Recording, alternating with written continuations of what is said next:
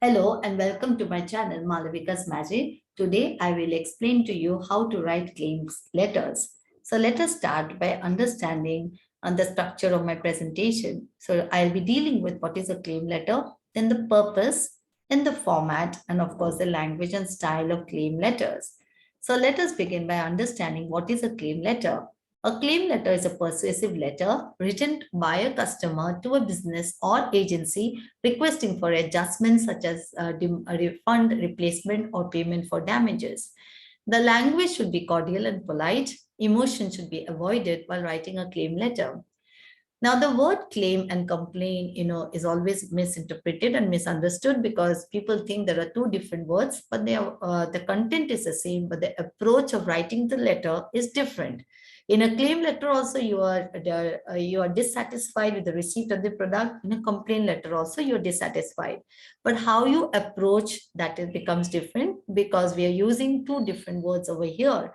So in a complaint letter, because the word complaint indicates that we have to talk about the problems, we have to talk about a displeasure, a dissatisfaction. So normally, we tend to start right away with a dissatisfaction. But when we talk about claim, we are trying to start with what kind of compensation or what kind of adjustments or what we want the organization to do for us. So it has a more positive connotation, whereas the word complaint has a negative connotation. So I'll be dealing with my slides ahead. I'll be dealing with how to write, the claim letter. So now let us talk about the purpose of claim letter. The purpose of a claim letter is to draw the attention of the receiver of an error in business transaction or a defect discovered in a product or service. We give detailed information regarding the error or defect. Also, the purpose of a claim letter is to maintain a legal record, or it is a legal document recording the writer's claim and the corrective action or adjustment requested. So here I would say that when you're talking about a claim letter, both the sender and the receiver can actually maintain this record, for future reference, and this will help, in building the relation between the customer and the organization. Now let us move on to the format of claim letters. Usually all business letters are written in the complete block format because not only because it is prescribed in the Mumbai University syllabus, but also because the complete block format looks more elegant, and at the same time, it is very easy to follow the complete block format.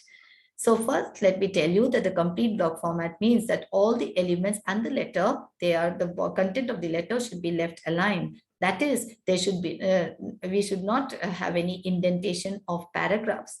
Now, by indentation, I mean that leaving, two finger space at the beginning of the paragraph in order to indicate that we have started with a new paragraph. So this indentation has to be avoided in complete block format. So if you want to indicate that we are changing paragraphs, we have to leave one line space. So it is very easy. Next is open punctuation. The complete block format follows open punctuation. That is, we do not use any punctuation while writing the elements of the letter. So usually we are accustomed to put a full stop or a comma while we are writing the elements of the letter. As for example, we tend to put a full stop when you're writing the sender's address, or we complete writing the sender's address. We tend to put a full stop after completing the date line, or we put a comma after writing the salutation. All this should be avoided in a complete block format because no punctuation should be used while writing the elements of the letter. One thing we have to remember, while writing the elements of the letter also, we have to leave one line space in order to indicate the difference between the sender's address and the date line, for example, the date line and the receiver's address, for example. Now, having said this, I will also say that while writing the letter in a complaint letter using the complete doc format, we have to be very particular about the language, that we should be polite and respectful without hurting the sentiments of the receiver. Now, let me explain with the help of an example.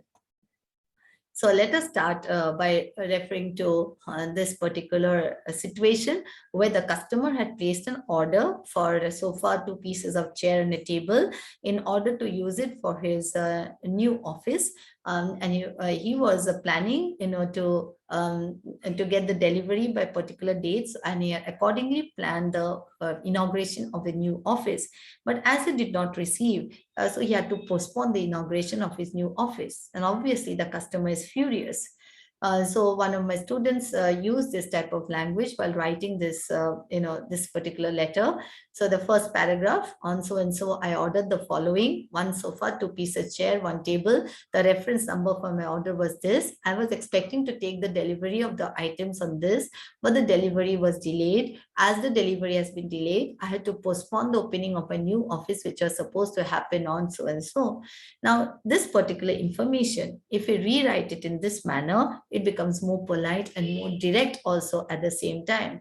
This is with reference to the order placed on 3rd July for a sofa, two chairs, and a table, and acknowledge the receipt of the same. Here we can see that when we start the first paragraph in this manner, we conform to the principle of letter writing. That is, we always have to begin with a positive tone, and that is, a positive message. So in a claim letter, there's nothing positive because we are talking about our dissatisfaction, but we can still write something, which is like the truth, or which is an authentic information. And so whereby it is neither a positive information nor a negative information, but it is a factual information that we are sharing with the receivers. So in this way, it does not actually, hurt the sentiments of the receiver. In the next paragraph, we can begin, by talking about a dissatisfaction. In this regard, kindly note that the order was supposed to reach us on 7th July, and accordingly, the inauguration of the office was planned. As we did not receive the order on time, we had to postpone the ceremony. Moreover, the sofa set received was also in a damaged condition.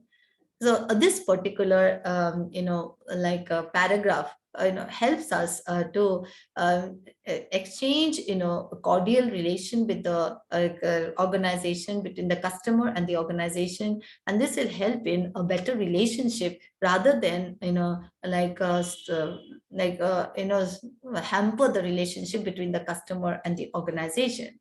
Now, in the next paragraph, when we talk about what kind of compensation we want, if it is written like this: hence, I demand that you either replace this piece or pay for these damages, and for the delay, I demand an appropriate compensation. Now, this type of words or phrases that we use, can really have a very bitter feeling for the receivers, because when you use the word demand, you are imposing the receivers to give you the compensation. So without imposing the receivers, you can always ask for adjustments, or you can always ask for compensation.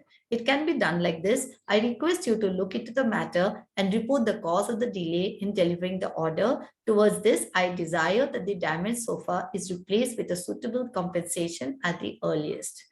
So in this way, we are trying to, see to it that we are very particular about the language. We're also trying to take into consideration that we do not, offend the receivers in any manner.